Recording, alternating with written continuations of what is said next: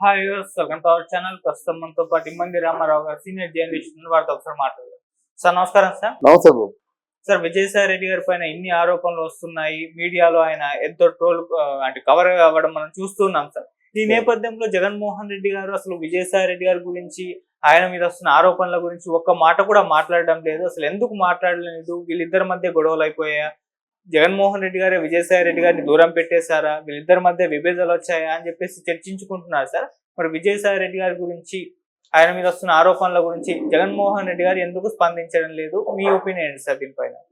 చాలా మంచి ప్రశ్న అడిగా బాబు. చర్చించుకుంటున్నారంటే నాకు తెలిసి ఎక్కడ నేను వెళ్ళలేదు, కానీ మీరే మొట్టమొదటిసారిగా ఈ క్వశ్చన్ లేవనెత్తారు.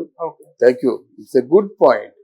ఎందుకంటే ఇన్నాళ్ళ బట్టి విజయసాయి రెడ్డి కింద మీద పడుతూ ఛానల్స్ వాళ్ళ హెడ్లతో గొడవ పడుతూ తిట్టుకుంటూ ఆయన్ని విజయసాయి రెడ్డిని కూడా తిడుతూ ఇంత అంటే ఒక స్నేహితుడైతేనే మనకెంతో బాధగా ఉంటుంది కదా.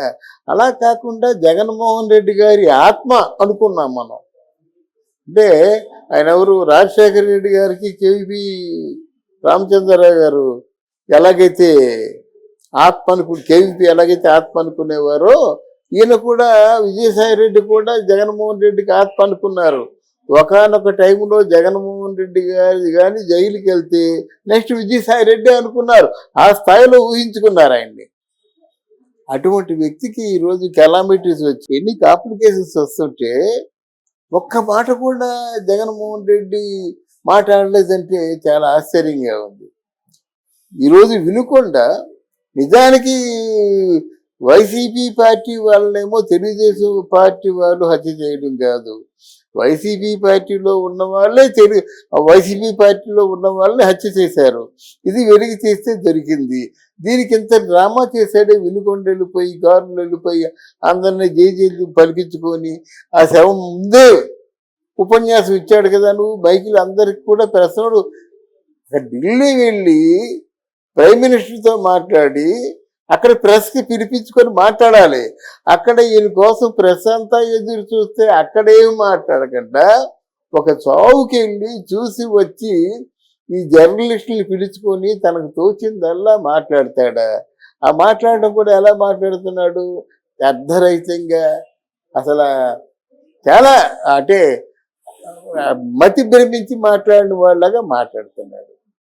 గనక ఒక చావుకి వెళ్ళి మాటలు మాట్లాడేవాడు ఇక్కడ అసలు విజయసాయి రెడ్డి గారిని పరీక్ష చేస్తే మొత్తం వైసీపీ పరువంతా పోద్ది. ఆయనే కదా నువ్వు నమ్మావు.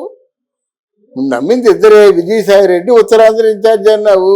ఆ పొలాలని స్థలాలు పొలాలు అన్నీ దోచుకున్నారు, ఆ కబ్జాలు చేశారు, అవన్నీ ముందు వస్తాయి. ఇక్కడ సజ్జలు అన్నావు, సజ్జలు పంపన్నావు. ఇప్పుడు విజయసాయి రెడ్డి కూడా పొమ్మన్నట్టే లెక్క.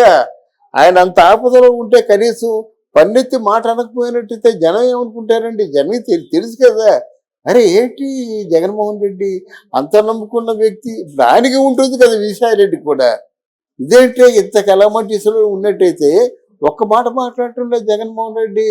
ఆయన గురించే కదా నీ ఇన్ని అవినీతి పనులు చేశాను, ఆయనకే కదా దోచిపెట్టాను ఆయన అనుకున్నది. అది లక్షల కోట్లు దోచిపెట్టాడంటే ఎవరు దోచిపెట్టాడు?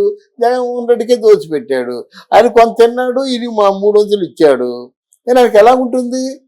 నేను ఈ పని చేశానంటే ఆయన దన్ను చూసుకొని చేశాను, ఈ పని చేశానంటే ఆయన 300 ఇచ్చాను.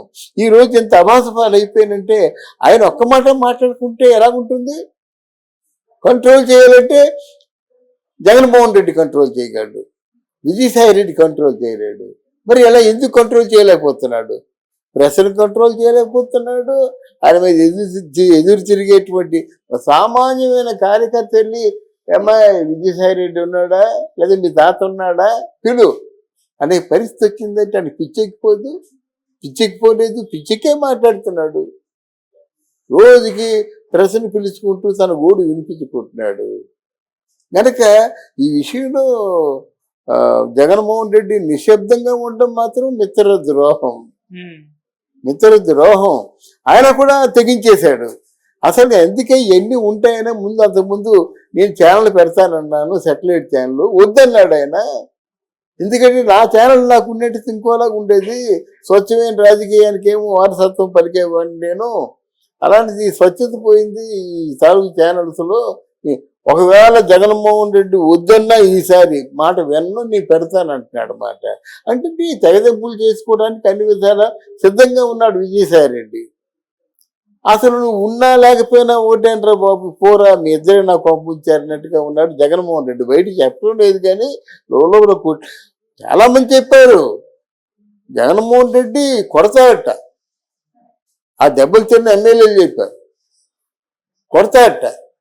సజ్జల రామకృష్ణారెడ్డిని కొట్టాడో తిట్టాడో ఏడో దూరం వెళ్ళిపోయాడు. ఆ మీడియా ఇన్ఛార్జి భార్గవరెడ్డి ఉన్నాడు, కళ్ళలో కనిపించకుండా పోయాడు, అమెరికా ఎక్కడికి పోయినాడు. ఇప్పుడు కొత్త మీడియా వచ్చింది, ఏదో కొంచెం కొత్త అన్నట్టు ఆయనకేమో వెనక ముందు చూడరు కదా, అకారణంగా అసందర్భంగా వీడియోలు రిలీజ్ చేస్తున్నారు. అది ఎక్కడ వచ్చండి. విజయసాయి రెడ్డి కూడా ఆయన తాలూకు సలహాలు కానీ సంప్రదింపులు కానీ ఏది కూడా తీసుకోవటం లేదు. మీరందరూ కలిసి కదా నన్ను పంపించారు అనే పరిస్థితిలో ఉన్నారన్నమాట. ఏది ఏమైనప్పుడు కూడా కలిసి తప్పు చేశారు కదా, కలిసి కబ్జాలు చేశారు కదా, కలిసి అవినీతి సొమ్ము 1000 కోట్లు లక్షల కోట్లు పంచుకున్నారు కదా. అది ఏమాత్రం మిత్ర సర్వం మీకు ఉన్నప్పుడు కూడా ఆ విజయసాయి రెడ్డి గురించి ఒక మాట మాట్లాడి ఆయనకి తన ఏదో మద్దతునో లేకపోతే ఖండనో తెలియజేయడం చాలా మంచిది. లేకపోతే జనం చాలా అసహ్యంగా అనుకుంటారు. ఇప్పుడు కూడా ఆయన పార్టీ మారబోతున్నట్టు వార్తలు రావడం చూస్తున్నారు సార్. మరి బీజేపీలోకి వెళ్ళిపోతారు అని అంటున్నారు. మరి వెళ్ళే ఛాన్స్ ఏమైనా ఉందా సార్? తప్పకుండా మారుతారండి. ఇప్పుడు ఎవరు మనం సహజంగా పెద్దల తాలూకు సహకారం తీసుకుంటున్నాం అంటే ఎందుకు తీసుకుంటాం? మన ఆపదలో ఆదుకుంటారనే కదా. ఇప్పుడు విజయసాయి రెడ్డి ఇంత అభాస పాలైపోయినప్పుడు ఒక మాట మాత్రమేనా ఉన్నట్టయితే ఆయన ఎలా ఆలోచిస్తాడు?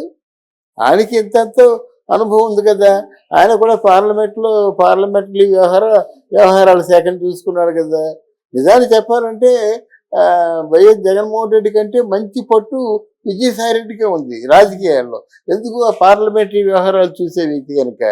అసలు విజయసాయి రెడ్డే కదా జగన్మోహన్ రెడ్డికి వాళ్ళకి డీలు కూర్చుంది.